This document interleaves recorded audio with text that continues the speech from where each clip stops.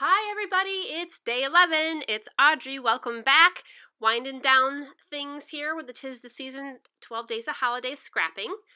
Today my guests are Raquel and Evie, and they both have amazing channels. I just love their work so much. I'm so glad they're joining me. Please go check out their channels today.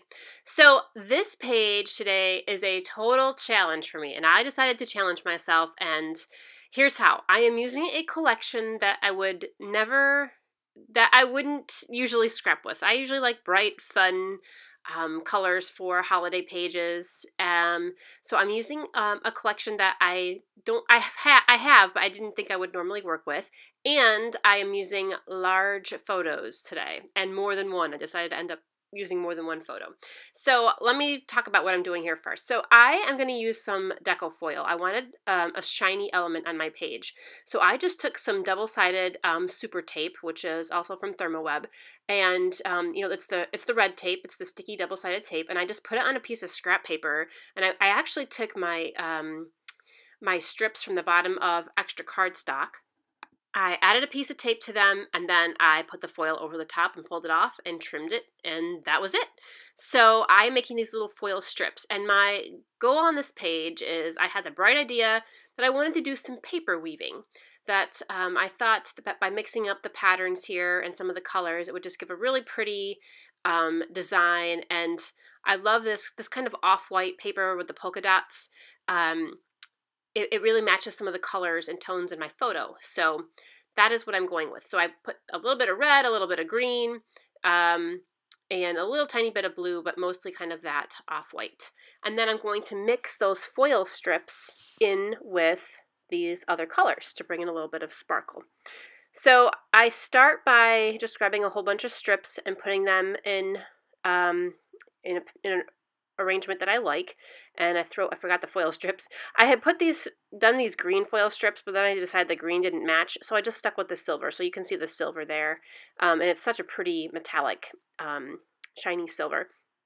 So I'm going to put these all in a row and then take a piece of tape and just kind of tape down one set of ends so that I can do some weaving.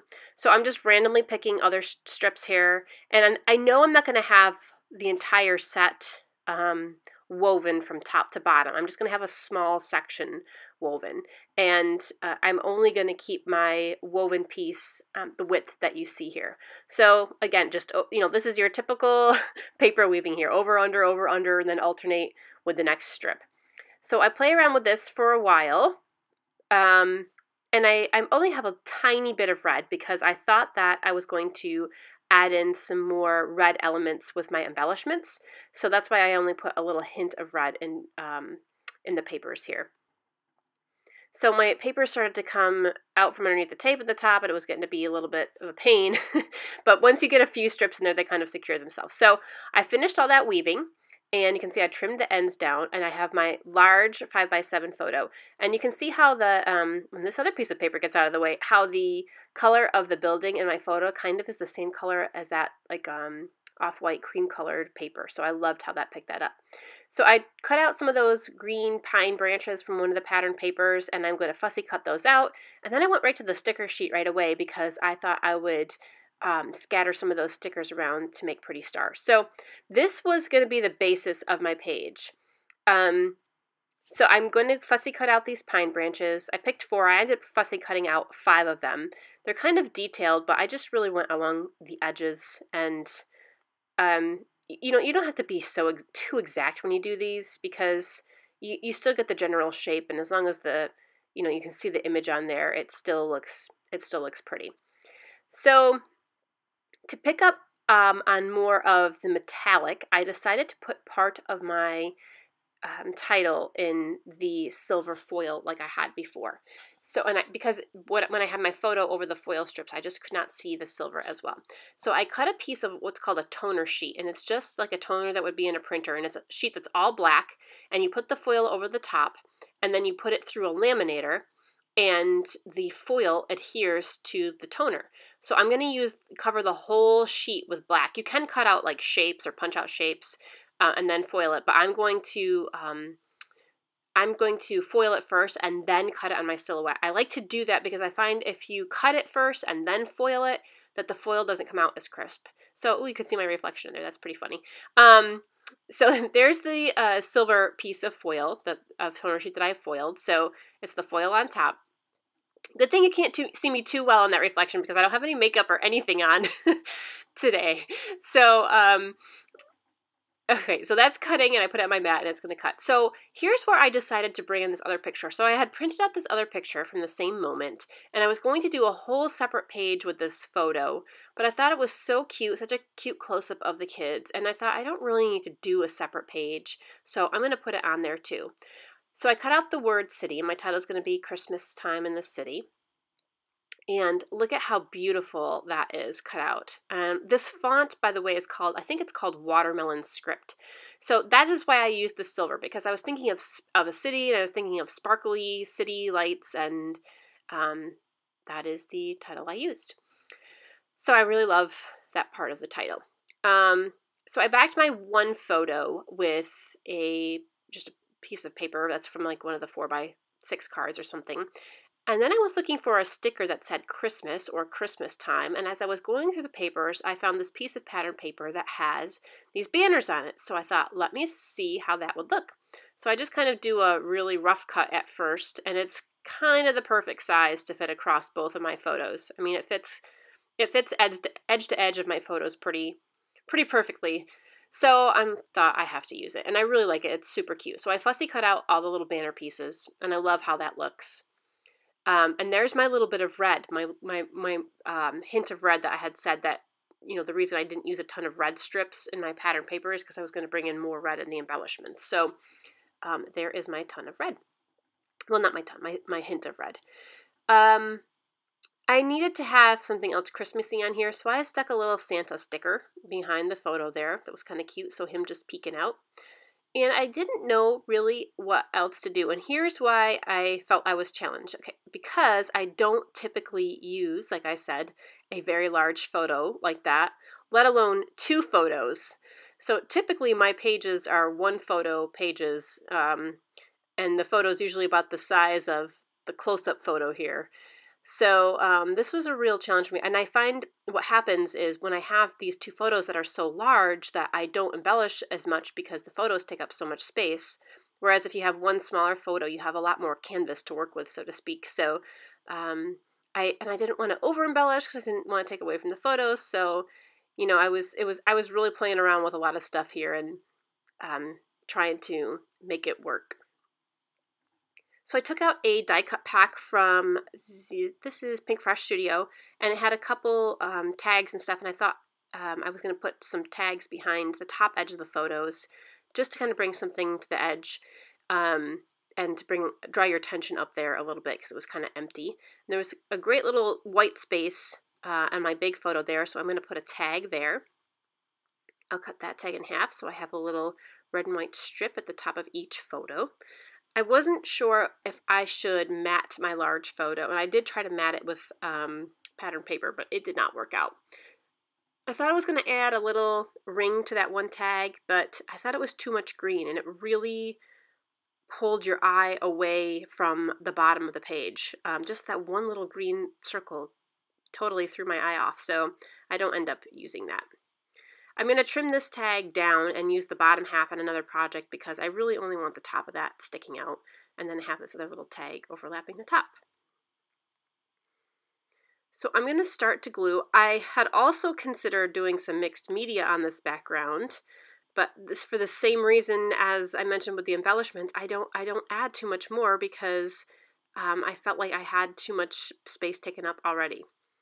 I thought I wanted to move that sticker, so I tried to take it off, and it wasn't going to come off, so that's where it's going to stay.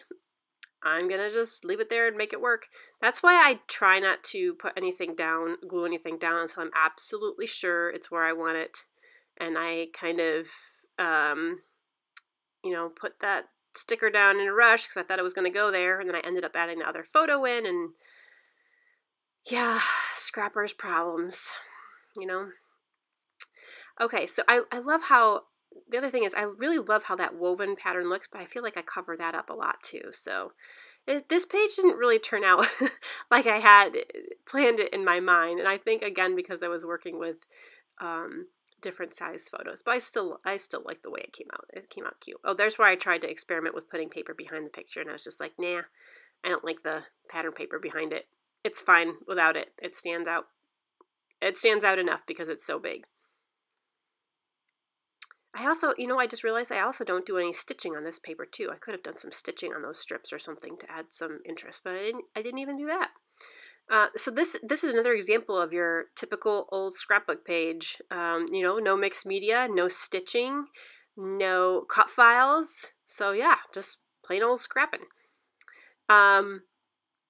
All right, so I'm going to glue those photos down. Do I want this photo slightly crooked? Do I want it straight? Is a millimeter really going to make a difference? It does to me. Okay, like those, I'm going to pop this banner off with some pop dots and then hang that there. So my title, which I cut out the foil, the word city rather, I really loved it, but when I put this banner on, and now I have my photos glued, I must have put my photos down a little bit lower than I had them originally, because I felt the word city ended up being a little bit too big, but I kind of squeeze it in there and I have to overlap it. These pine branches came out cute, gonna glue those down. And I'm just gluing those right on top of the banner, and so they stick out a little bit too. I decided I better trim this edge off to see how far down I can hang my title without it going over the bottom edge of the page. And again, the same thing with this, I tried to tilt it. I did not like the word city at an angle. I wanted it to be straight, so I just kind of leave it like it is. Yeah, little tiny movements. So this is a picture of a little outing we took to downtown last year. It was the same day as when did I do my gingerbread house page, gingerbread gallery? Was that yesterday? I don't even know. 2 days ago. It was the same day that we did the gingerbread house tour, and so we walked downtown to the ice skating rink, and they have the big Christmas tree down there, and the kids were dressed up in their nice coats, and we had just been walking around the city, and it was kind of a nice day, and it was chilly, but it was nice, and it was nice to see all the sights. And we don't really do that. We don't really go downtown much. Oops, I hit my camera there. So it was a fun little adventure that day. So I popped up a couple of the star stickers. I did have to move a few of them around because again, I had put those down initially before I had my second photo on there. So I moved a few of those around. And what else? I think I just trim off the edges. I add some twine to the tags. And I kept my journaling to a minimum. And I forgot what else I do. Yeah. Oh, twine. I was experimenting with the gold twine or the red and white. I went with the red and white just to bring a little bit more red in. And I still felt like I could add something. So I picked out I added some splatters. I forgot about the splatters. And I added those in a green that kind of matched the pine branches. That's an old Studio Calico mist. I think it's actually called Tannenbaum. And then a few wooden brads or I don't even know if you call these brads or what you call them. Buttons. Brad buttons, I guess they're buttons, from Pink Fresh. And I tuck one up by the tags, and I tuck two under each side of the banner to kind of make my visual triangle there. And that's about it. So, total challenge for me. Totally different papers than I would normally use, totally different photos than I would normally use, but I really like it. It came out cute. I love the word Christmas in the banner. I think that was my favorite part. And the little pine branches, so cute. So that is it for day 11. One more day. I can't believe it. All right, stay tuned tomorrow. Thank you so much. I really appreciate all your comments and feedback. See you soon. Bye. Stay scrappy.